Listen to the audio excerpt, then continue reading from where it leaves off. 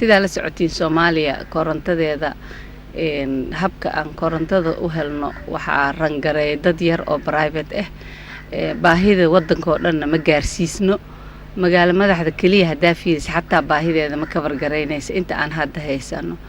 marka annaga dawlad ahaan waxaan wadnaa qorshe aad u balaaran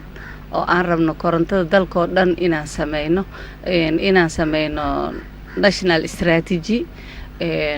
oo wadanka dhan dab lagu gaarsiyo ha noqoto tuulo ilaa magaalo madaxda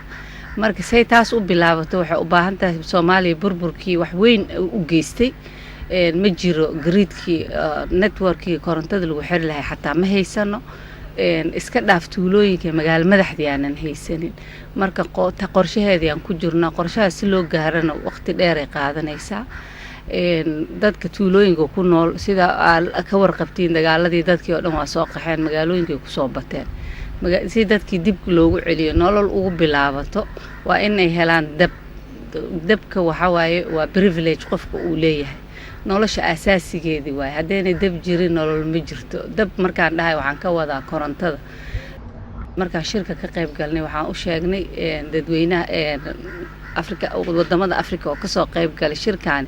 inaan Soomaaliya qani tahay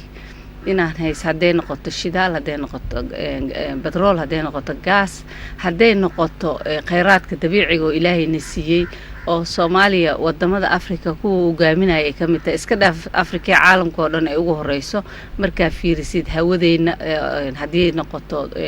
dab laga dhalinayo dabaysha haday noqoto dab laga dhalinayo qoraxda intaba aan anaka hormuud u nahay wadamo badan oo caalamka ku yaalo marka waxaan u soo bandhigay walaalaheena shirki joogay in haysano resources aan leenahay inaan ku jirno jidkii iyo qofkiina caawinayo diyaar nagu soo join garoobo shirkan waxa looga hadlay waxa waaye clubkan wuxuu sameeyaa inuu ka caawiyo tababarada inuu qorshaha kula dejiyo inay sida wax u qabsan lahayd aqoonti ka maqan inay kugu mataanay qolo kale oo aqoontaas ama horumarkaas gaartay ama jidka hadda ku socoto ayaga hore u maray saa waqtiga u save gareysid marka waxaan jecelnahay inaan member ka noqono clubka waxyaabo badan oo faa'iido oo leeyahay faa'iidadiisa aan ka faa'iideysan ugu faa'iideysanan waa inaan member noqono hadda markii ugu horeysay oo Soomaaliya daatooyin keentay ee shirkaan noocan ka soo qayb gasho waaye